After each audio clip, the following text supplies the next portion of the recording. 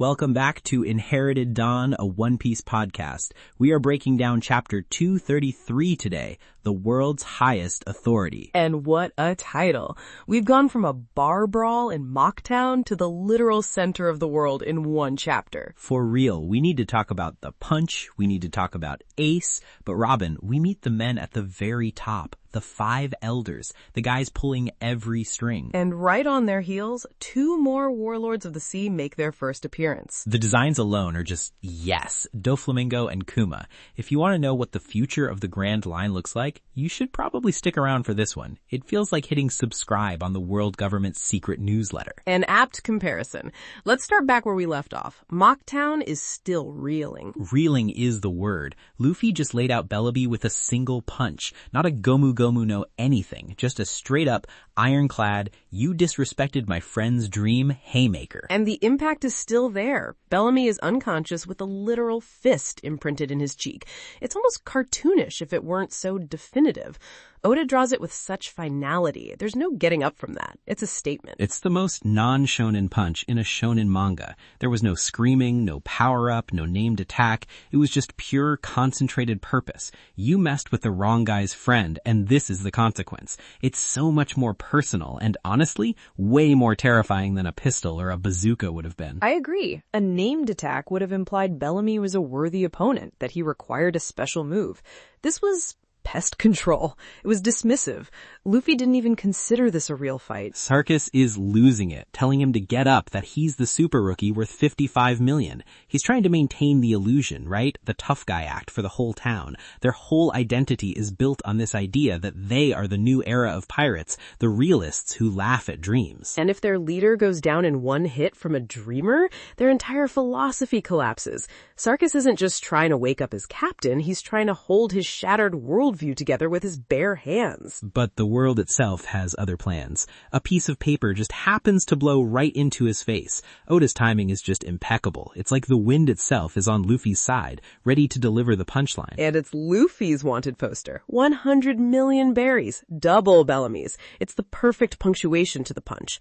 It's not just that Luffy is stronger, it's that he was never in Bellamy's league to begin with. The whole conflict was a misunderstanding on Bellamy's part. He thought he was a lion picking a fight with a sheep, when in reality he was a chihuahua barking at a grizzly bear. A chihuahua, that's perfect. The look on Sarkiss's face when he sees that number, it's pure, unfiltered shock. He goes from arrogance to denial to absolute terror in about 3 panels. That one guy in the bar who tried to warn them just gets to say, I told you so. Everyone else who was laughing before is now absolutely terrified. They see the number, they see Bellamy on the ground, and the reality clicks.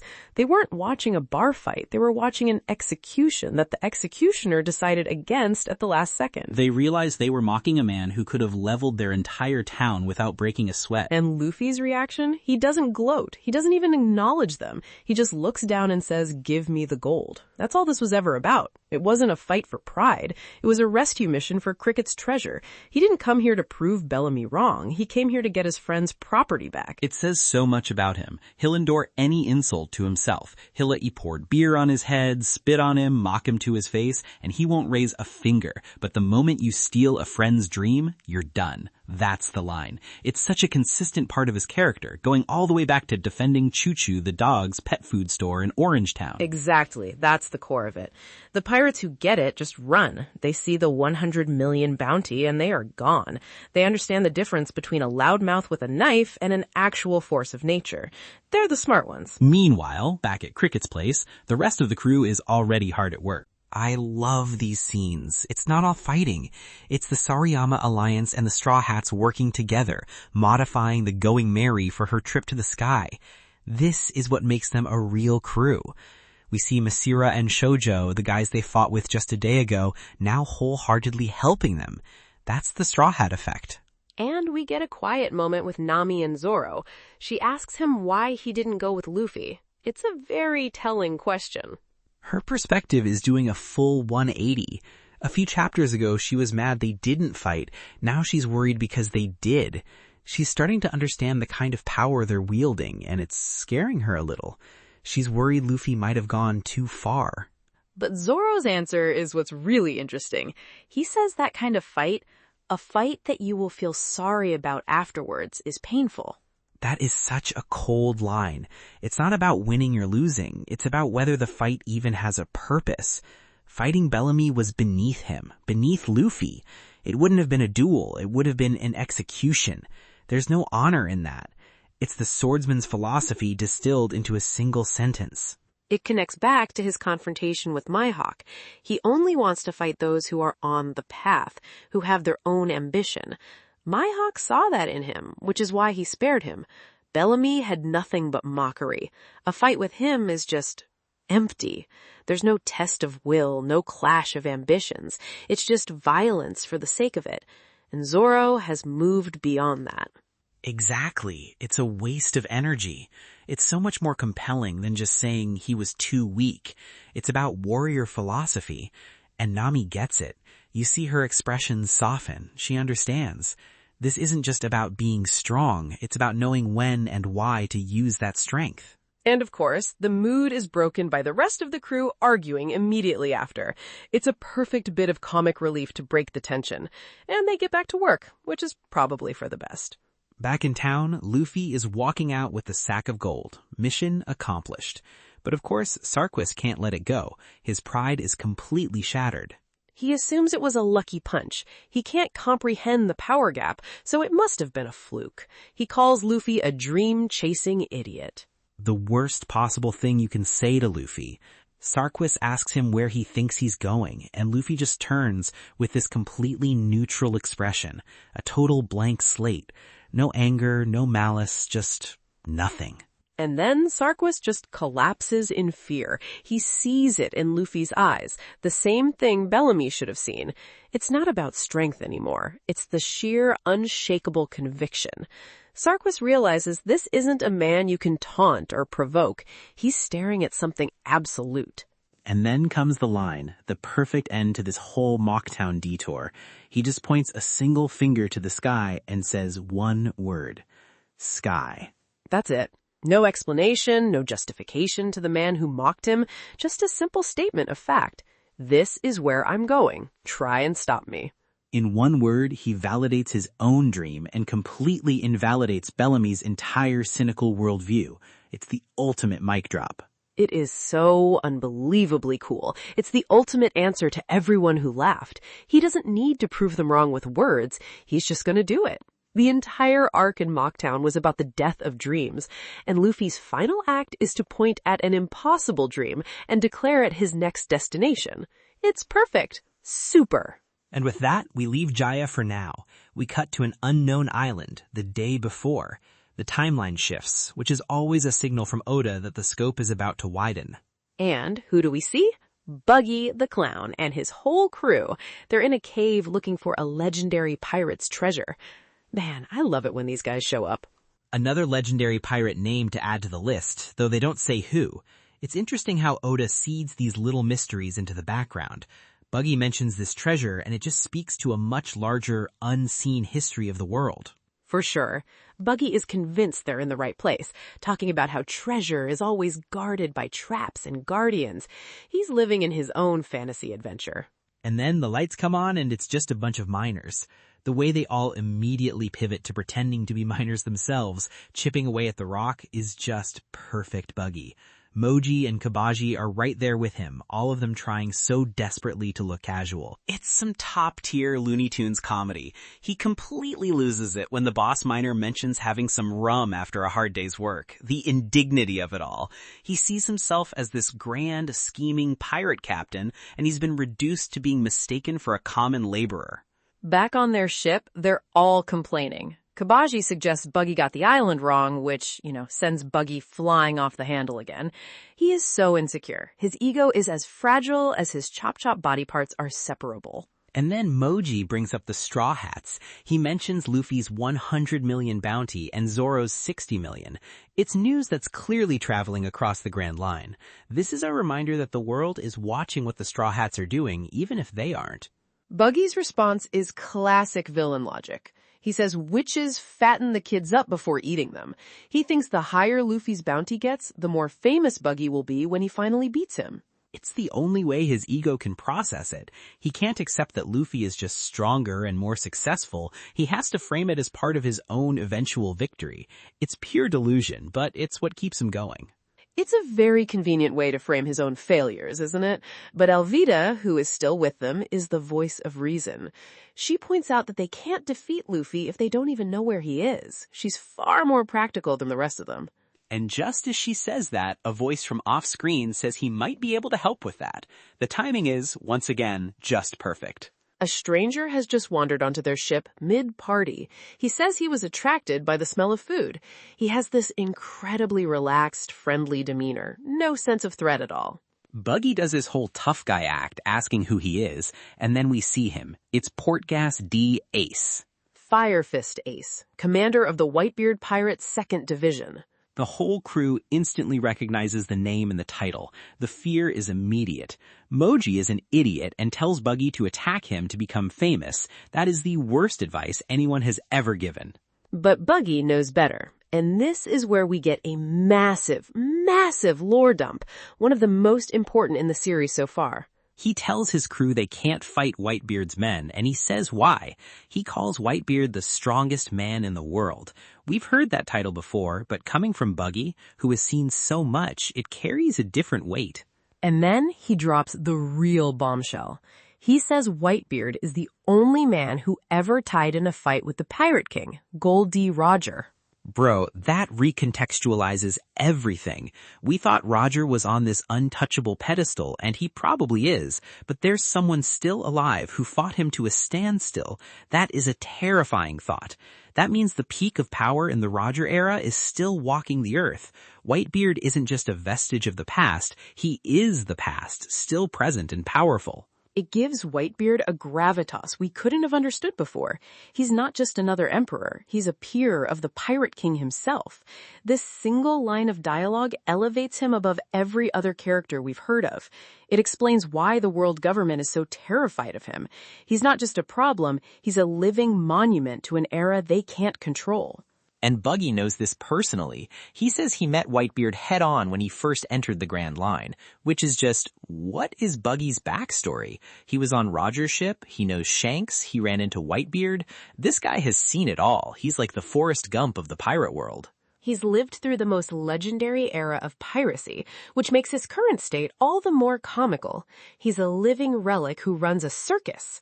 He has first-hand knowledge of the most powerful people to ever exist, and he's using it to scare his B-list crew into not picking a fight they can't win.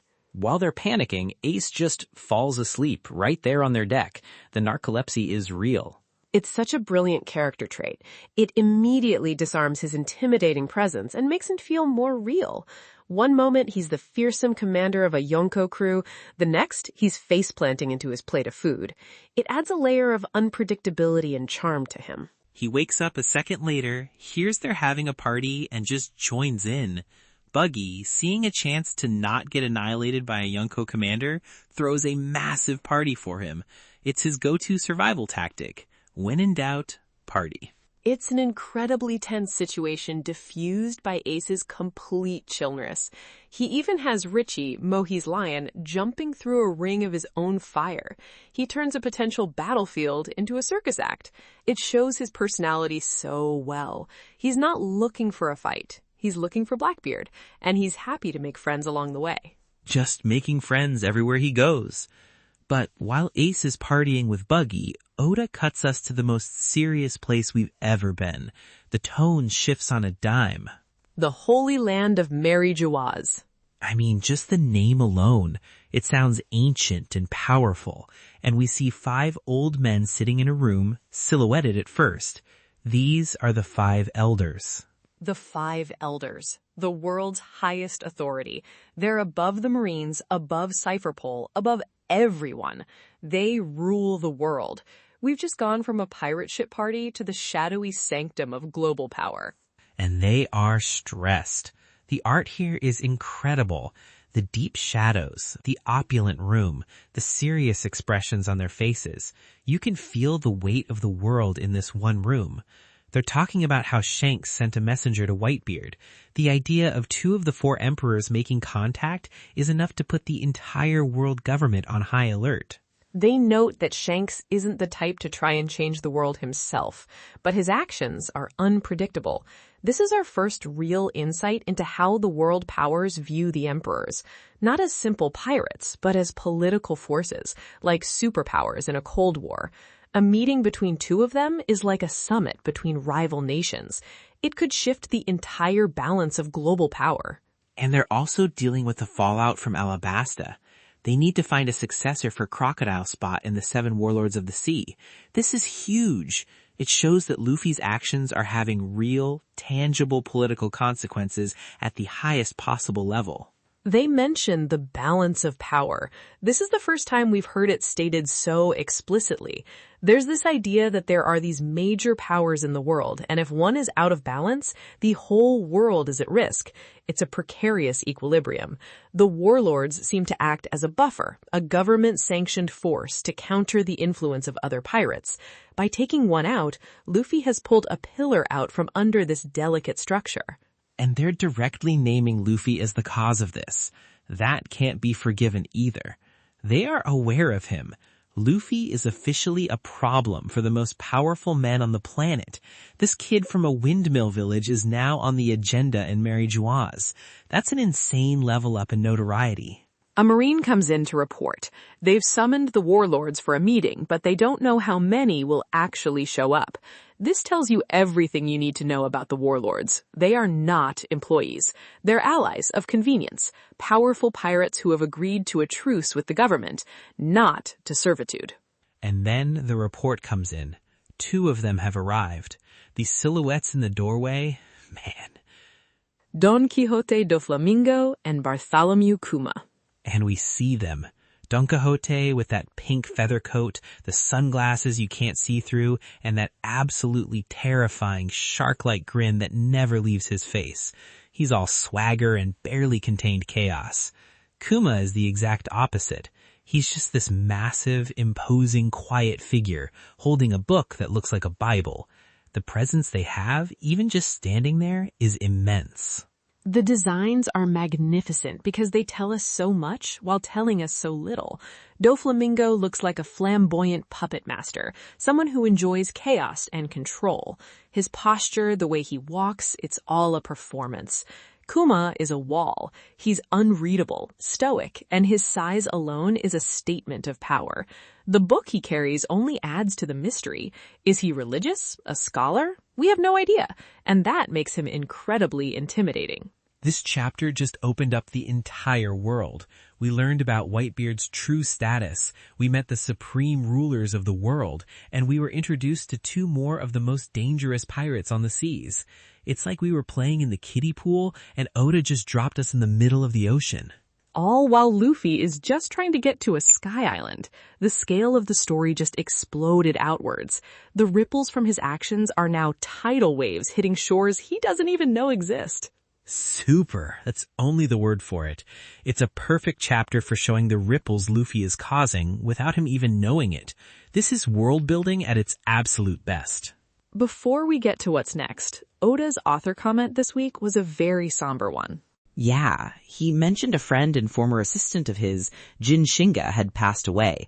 They had dreamed of becoming manga authors together. It really grounds you reading that after such a bombastic chapter. He ended it by saying, "I'll continue to draw for the both of us." It's a heavy note, but it's a powerful look into the dedication behind this story. It makes you think about the real human effort, the passion, and the loss that happens behind the scenes. For sure. A beautiful tribute. Makes you appreciate the work and the passion that goes into every single chapter even more. This story is so much about carrying on the will of others, and here's Oda, the author himself, living that very theme in his own life. It's incredibly poignant. It really does. So much of this story is about legacy and inherited will. It feels very fitting in a sad but meaningful way. Definitely. All right, so after a chapter that just blew the doors off the world building, we have to ask what's coming next. Before we dive in, let us know what you think in the comments. Who are you more interested in, Doflamingo or Kuma? Or are you just hyped for the 5 elders? I feel like Doflamingo makes a lot of favorite character lists starting with this chapter. I have a feeling the comments will be divided. That Kuma mystery is very compelling. Okay, predictions. What do you have for chapter 234? My first one is we're going to see exactly how they've modified the Going Merry. I want to see the chicken mode version. I bet it has wings, maybe some extra plating. Usopp and the Sariyama Alliance have been at hard work, and I want a full, glorious 2-page spread of the souped-up Mary, ready for her maiden voyage to the sky. I think the whole first part of the chapter is going to be the grand reveal. That's a good call. A very Franky-esque prediction, focusing on the ship's modifications. I could see that happening. It would be a great way to bring the focus back to the crew's immediate adventure. My second prediction is about Blackbeard. We saw him last in Mocktown, and Ace is hunting for him. Now that Ace has met Buggy, I think Buggy, trying to be helpful and get on the good side of a Yonko commander, is going to give Ace a bad tip or some wrong information that sends Ace on a wild goose chase for a bit. It feels like a very Buggy thing to do, accidentally or on purpose, just to get this terrifyingly powerful man off his ship. Oh, that's interesting. Using Buggy to delay the inevitable confrontation. That would be a clever narrative device to keep Ace and Blackbeard apart for a little longer while building the tension. I like that. Okay, my turn. Lay it on me. My first prediction is we will see more of the Warlord meeting.